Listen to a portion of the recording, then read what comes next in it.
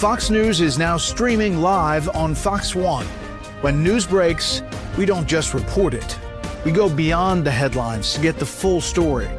Get live coverage, in-depth analysis, and perspectives from the voices you trust, all in one place. Whether you're at home or on the go, stay connected to the stories shaping our world. Stream Fox News on Fox One. Download today. Listen, all you New Yorkers. Taxi. Okay, we're looking around. This is the 77 WABC minicast. When I was coming around as a young man in the 60s, there was something called the sexual revolution. Remember when they had these things like Playboy magazine? And nudity was something that was just, I know it's hard for people to understand now. And it wasn't necessarily the 50s. But the idea of what Hugh Hefner did was just incredible. It was just, this can't be. And then in some respects, it was so innocent and so tame, but yet so revolutionary. And everywhere you started to hear people there were the bikinis and mini skirts and okay, fine. And I thought, all right, fair enough. And I remember people talking about Playboy like it was disgusting. It was just disgusting. And it was so tame.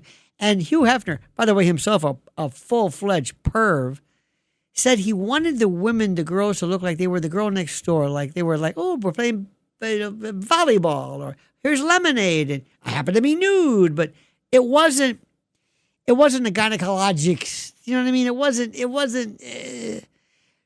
Bob Guccione later on Penthouse, and then Hustler, forget it, all bets are off, and it just... And as it did that, as it went, it took that turn, and as it goes into full-fledged, raucous porno, from the Greek dirty pictures, pornografika. Okay, fine. Then we always had this thing called burlesque. Burlesque was something which I never saw. But they would have women coming out wearing different types of hardware and tassels. And the woman can make the tassel go one way or the other way. I'm thinking, what is this? A circus act? Why is this attractive? Boom, boom, boom, boom. Da-da-da-da-da. Da-da-da-da. Bad, like Night Train. You know, all these rough and, you know, just, you would... I was too young for this, but I would imagine it. Remember Rusty Warren? You don't know this one. Rusty Warren, she was famous. She had these. There we go. Yeah. Now, how can you find this attractive?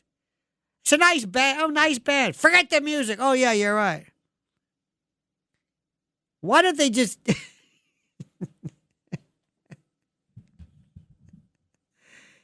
Remember Noxzema? Take it off. Take it all off. It was the shaving cream. Joe Namath. But Night Train was the other one too. That's da da da da da da da da da da. It was always Rusty Warren. By the way, check this out, Yuri. Rusty Warren's favorite, her number one thing was her party album called Knockers Up. That was, and she would do these kind of, not bad, but Catherine O'Hara did a version of this on SCTV, and it was kind of playful. I guess I was a kid, but you know what I mean? It wasn't, nobody ran out saying, oh my God, I can't believe what I just saw. Well, then it picked up speed. And then it started to get a little bit different. And then all of a sudden there were more, these places became completely nude. And what they did was a lot of states said, well, we will regulate you by virtue of your having a liquor license. Well, there was a guy in Tampa years ago, Joe Redner.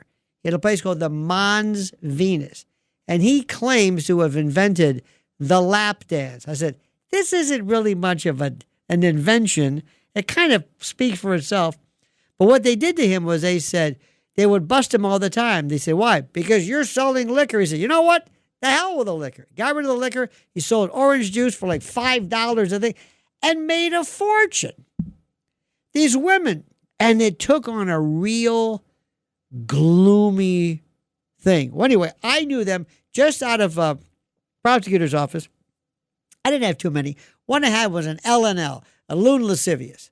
So I went there one time, a place called the Tanga Lounge on Causeway. And this other place, it was a different world. And this one woman, she's very, very nice. She looked, if you saw her, you'd think she was a teacher, like a kindergarten teacher. I think her husband was a cop. I don't know. Very, very nice people. Her whole thing was she was charged with performing a lap dance, lewd and lascivious, which is so stupid because you've got to go into this place to be offended. So anyway, she said, you've got to understand where I was or where the cop was. So I said, I will go by. Now, you may think, ho, ho, ho, that's a tough job. It's awful. I'm sorry. When you walk in there with a yellow pad and a tie, I mean, it just didn't look right. So anyway,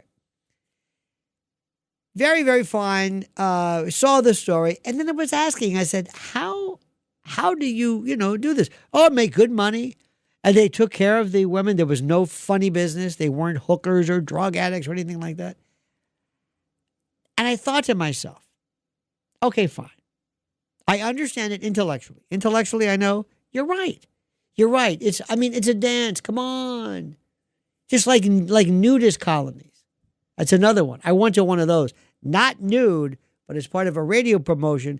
That was the sickest thing I've ever seen in my life. It was so disgusting. Absolutely pathetic. And I swear to God, I've never been around that many old naked people in my life, and I never want to go back again. Early birds always rise to the occasion for summer vacation planning because early gets you closer to the action. So don't be late. Book your next vacation early on Vrbo and save over $120. Rise and shine. Average savings $141. Select homes only.